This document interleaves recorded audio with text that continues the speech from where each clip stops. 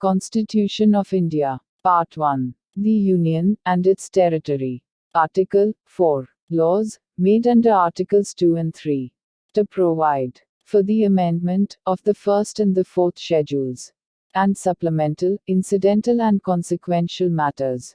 Any law referred to in Article 2 or Article 3 shall contain such provisions for the amendment of the first schedule and the fourth schedule as may be necessary to give effect to the provisions of the law, and may also contain such supplemental, incidental and consequential provisions, including provisions as to representation in Parliament and in the Legislature or legislatures of the state or states affected by such law as Parliament may deem necessary.